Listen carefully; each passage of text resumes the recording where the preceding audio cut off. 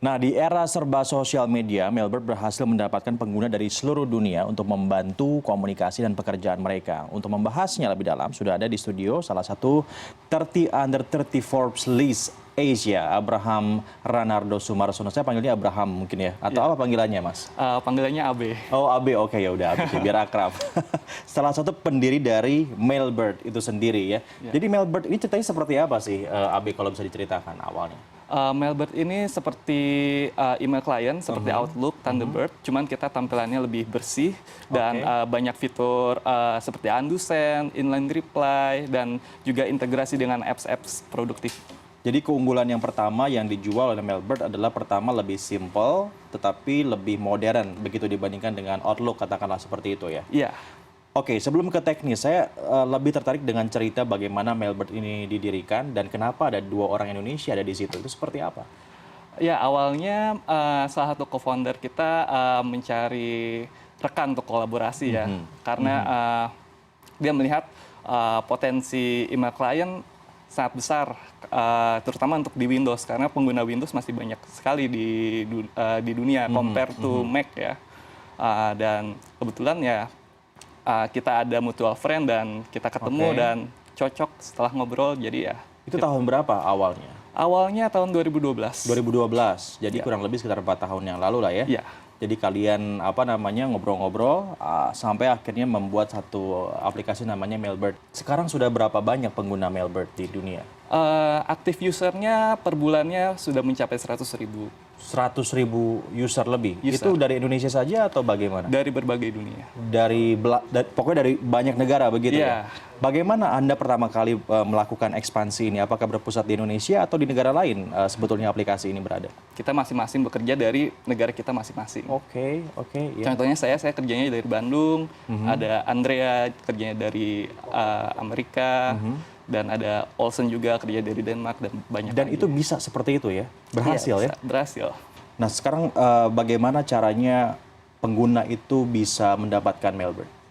Mereka bisa download langsung di website kita, atau kita juga ada di Amazon, di Windows Store juga ada. Itu free? Ada basisnya free, ada juga trialnya selama 30 hari, jadi pengguna bisa mengetahui gimana rasanya jadi premium Pengguna. user. Oke. Sekitar 50% lebih adalah pro user. Pro user. Itu berapa biaya untuk membeli Mailbird ini? Untuk Mailbird sendiri kita ada subscription base, jadi pengguna bisa bayar $12 saja per tahun, atau dia bisa membeli Mailbird lifetime $45.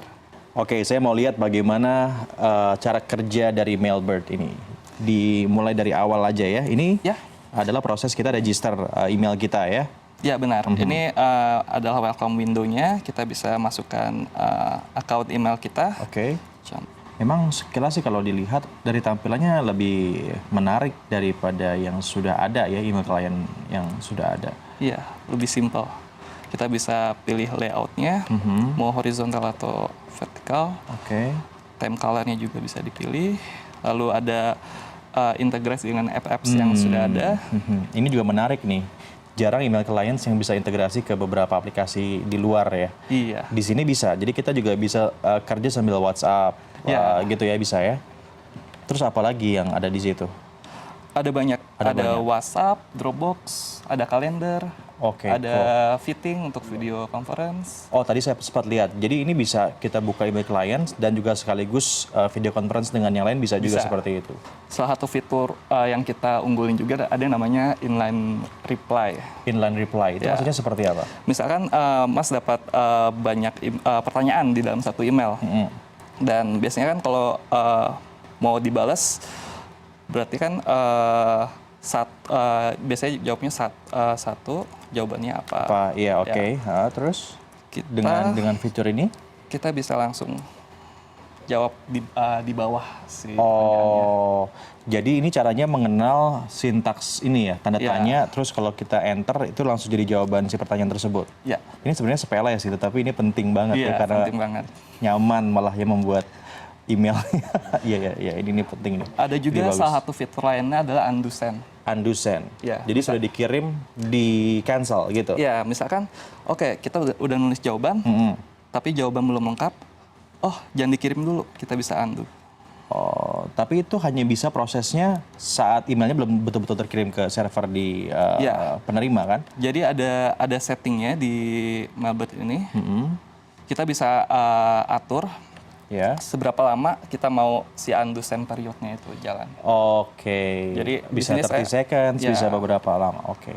Apalagi fitur lain yang kira-kira bisa menjadi nilai utama dari Mailbird ini nih? Oh, ada juga quick compose shortcut. Kita bisa assign suatu shortcut, misalkan di sini Ctrl Alt Space, dan misalkan kita lagi browsing website CNN atau apa, dan kita menemukan hal yang, wah ini harus di-share nih di email. Kita bisa langsung menekan shortcutnya itu, dan voila, bisa langsung kirim emailnya. Oke, sekarang kita ngomongin tentang teknis nih. Kenapa Mailbird atau Anda semua berlima ini memilih untuk mengembangkan aplikasi email client, sementara begitu banyak app yang berkembang dan juga berhasil, itu basisnya lebih ke sosial media dan hal-hal semacam itu. Kenapa email client yang Anda kembangkan? Semua orang memakai email client, even pelajar, pekerja, bahkan orang tua pun juga pasti pakai email kan, dan kita melihat potensinya besar sekali. Ada rencana untuk mengembangkan ke ini nggak, ke Apple misalnya atau ke Mac? Untuk kedepannya kita ada rencana, tapi untuk sekarang kita masih fokus ke Windows dulu. Kita perfectkan dulu aplikasi ini, baru kita akan ekspansi ke. Kenapa belum Anda merasa belum perfect yang sekarang ini, atau seperti apa? Kenapa tidak langsung saja paralel untuk mengerjakan itu semuanya? Untuk sekarang kita masih menggunakan konsep lean startup, jadi tidak banyak orang yang di perusahaan kita. Kita resource-nya juga terbatas, jadi kita dengan resource yang ada kita coba fokus dulu ke Windows. Jadi lebih kepada masalah human resources kalau begitu ya. Baiklah kalau begitu, semoga sukses dan nanti bisa saya lihat di mana-mana nih aplikasinya Mailbird ya.